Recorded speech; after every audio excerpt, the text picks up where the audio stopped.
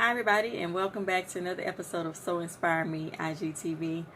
This video is going to be a video about the sewing machine and the sewing machine parts. Just a little bit of terminology. I'm not going to go into every detail about the machine. I will have other videos with that, but I just wanted to give you some basic terminology. So you beginner sewers to just beginning to start sewing, and you want to know some terminology, so when you talk to another seamstress or whatever, you'll be able to feel in the conversation that you know what you're talking about. So I'm going to give you a few basic things that you're going to know, and so when you read those patterns, you will be able to understand what they mean when they say hand wheel or something like that. So stay tuned to this video. Don't forget to hit the comment, hit the like button, and subscribe to the channel for more videos like these. Alright, here is the machine that I'm talking about, and if you look at my other channel, you would see how to thread it. I'm going to actually put another video on this channel threading it again. I want to do another version of it, so stay tuned to that. But this is the Brother CE11 PRW machine, and I just want to discuss some parts of it. Right here you have the spool pin and the spool pin holder. This is the holder to keep the spool of thread from falling off as you sew, and as you sew on your machine, this is going to roll. So this spool pin holder is to hold the thread in place so that it can stay right there on the spool. This is for the bobbin, to make your bobbins. A lot of seamstresses feel like the pre-wound bobbins, the one that you can buy that's already threaded, they tend to not like those. They say those are not good for your machine. I'm not really sure. I've never had that issue, but I've never bought any pre-wound thread as far as for the bobbins, but that depends on you. This was the little thing I was talking about for 74 cents, the little stickies, and I just put them on my machine, just random places. I have two on the side too. This is the on and off switch on the side. So, I don't know if I mentioned it on this channel, but this is the machine that I bought, a machine that I bought from Walmart for like $149. So if you want to follow along in my videos, I'm going to be using this machine, and I'm also going to be using this one that I said that I got from the thrift store. It's a Singer machine. I'm not sure of the like the number, the model number or anything, but I'm going to be using this machine on some videos and this machine on some videos. So actually I'm truly a Brother fan, but I do like the Singer machine as well. It's very heavy, but I'm going to do my research as far as finding out what the model number is. But it's pretty much the same. You see how on here it has a spool pin as well and a spool pin holder. Same thing. So no matter what kind of machine you have, you're going to have a spool pin and a spool pin holder somewhere on there. And here's the bobbin winder. Okay. So, and let's see, what else can I tell you? This is the reverse button on here, and it's sort of like a backwards arrow type of thing. So, and on this machine, here's the reverse button.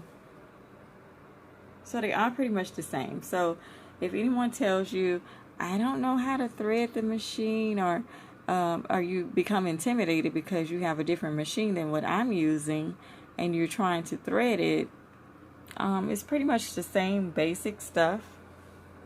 Like when you thread this machine, I'm gonna have a video on both of these on how to thread it, but you see it's the same thing basically.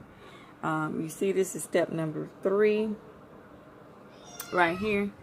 And this is step number 3 right here. Same thing.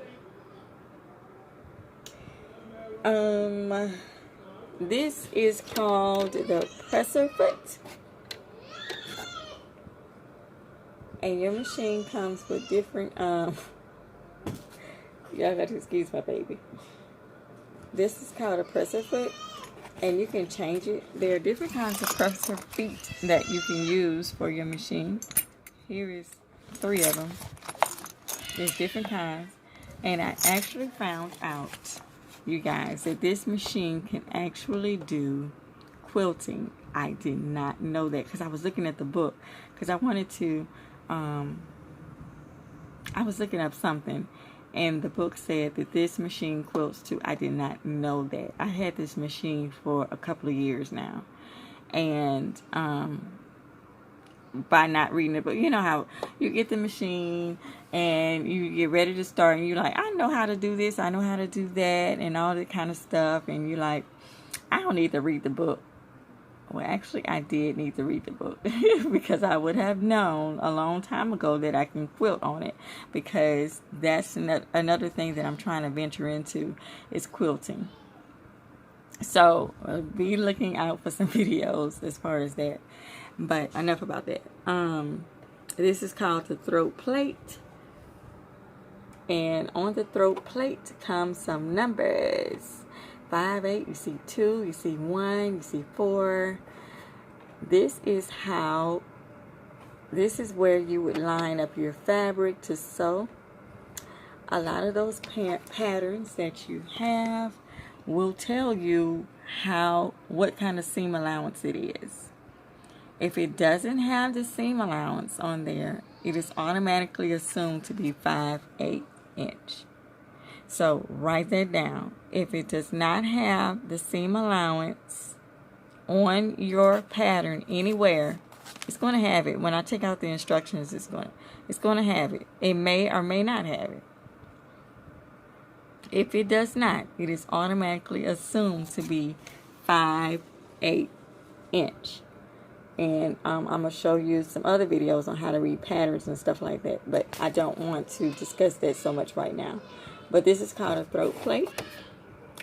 And this is the presser foot. These are called feed dogs. You can drop these feed dogs when you are starting to quilt. And I know I'm going off on another rabbit chase, but when you want to quilt, you are to drop those feed dogs down. And I'm going to show you how to do that on that video. I'm not going to do it on this video. You have the automatic needle threader. You have the, and that's this. You have the presser foot lever. That's this right here. You should lift it up and down. This holds your fabric in place so that you can be able to measure correctly and sew in a straight line, and it holds your fabric. This is the bobbin holder right here. What else can I say? This is called the hand wheel. It brings the needle up and down. So whenever you need to pivot, and I will have another video talking about sewing terminology. So, but this video is just going to be about the parts of the machine. And of course, you have at the bottom, you have your foot pedal. And a lot of seamstress, they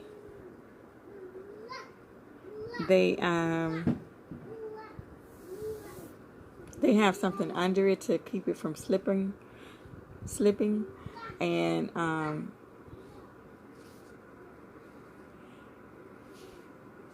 I don't need it, but just in case. Some people, they either make them something or whatever. Okay, my baby's knocking, so this is the end of the video. And I think this is all I wanted to talk about. This is to adjust the tension on your machine, and I will discuss this in another video. So these are some terms that you should automatically know when you start sewing. So stay tuned to more videos. Thank you so much for watching.